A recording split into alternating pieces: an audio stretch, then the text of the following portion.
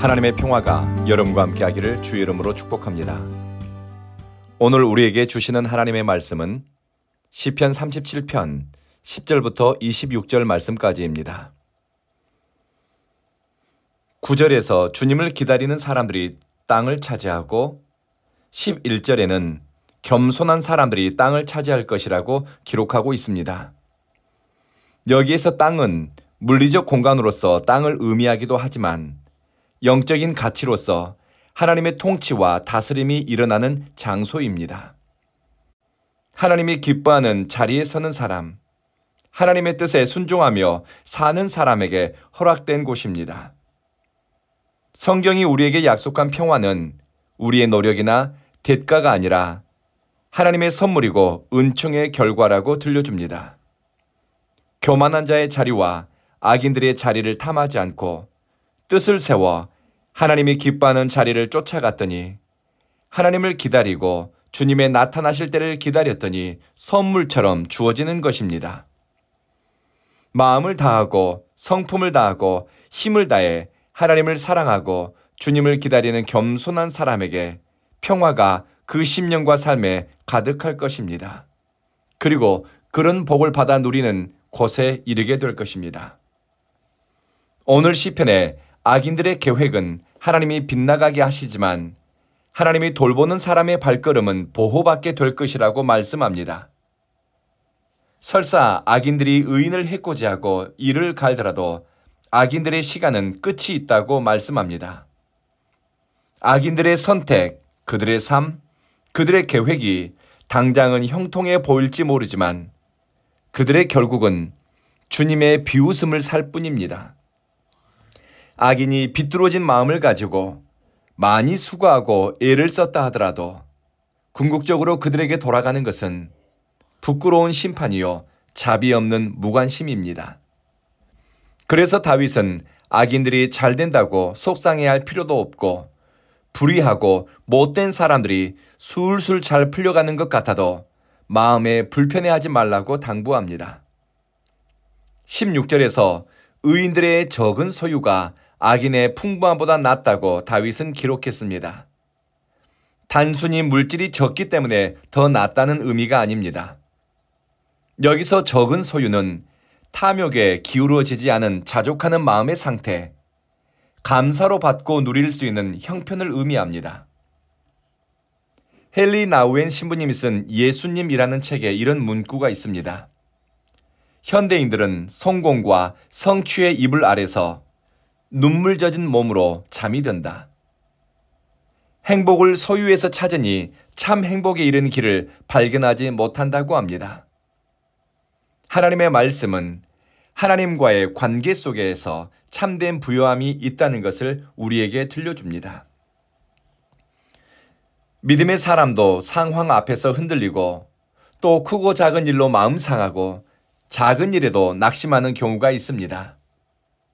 24절에 어쩌다 비틀거려도 주님께서 우리의 손을 잡아주시니 넘어지지 않는다. 이 구절을 마음에 담아두었으면 합니다. 이 말씀은 하나님의 행위가 강조된 말씀입니다.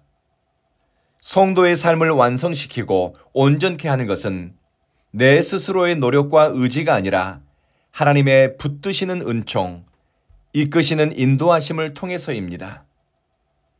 악인의 삶은 징계와 심판의 자리를 향해 가지만 의로운 사람, 은혜를 경험하고 하나님을 두려워한 흔적이 있는 사람은 하나님의 인도하심을 받게 됩니다.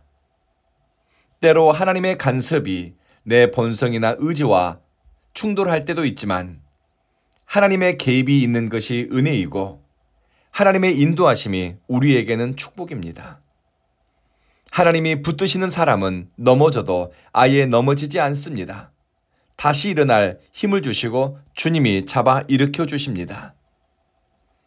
하나님이 기뻐하는 사람은 26절의 말씀처럼 언제나 은혜를 베풀고 넉넉히 나누어 주면서 살고 그들의 자손들이 복된 길에 이르게 된다라고 성경은 들려줍니다. 지난 성탄절 온 교회 성도님들은 인도 고아원 아이들을 위해 넘치는 성탄 헌금을 드렸습니다. 그리고 성탄의 기쁨을 나누기 위해 너나 할 것 없이 음식으로, 선물로, 물질로, 시간과 찬양으로, 가진 달란트로 섬기고 나누고 드리는데 아낌이 없었습니다. 하나님이 주시는 마음을 따라 순종하는 그리스도인의 넉넉한 모습을 저는 우리 온교회 성도들을 통해 보았습니다. 어떤 기독교인은, 어떤 교회는 자신들을 위해 축복을 가두어 놓거나 꼭꼭 숨겨놓는 경우가 있습니다. 이런 생각이 듭니다. 그렇게 사는 사람들에게는 하나님이 더 많은 것을 맡기고 복을 부어주셔야 할 이유가 없겠구나. 물질은 모으는 것도 어렵지만 그것을 사랑을 따라 흘려보내고 넉넉한 마음으로 나누어 주는 것은 더 어려운 일입니다. 하나님께 복을 구하는 성도, 하나님께 부흥과 은총을 구하는 교회라면 관대함과 넉넉함, 우리를 넘어 이웃을 향한 배려, 사랑의 섬김과 크기도 자라가야 하는데 우리 온 교회가 그런 교회이고 여러분이 바로 그러한 그리스도인 줄로 믿습니다. 오늘 기도 언어는 조금만 더 참아라. 겸손한 사람들이 땅을 차지하고 크게 기뻐할 때가 온다.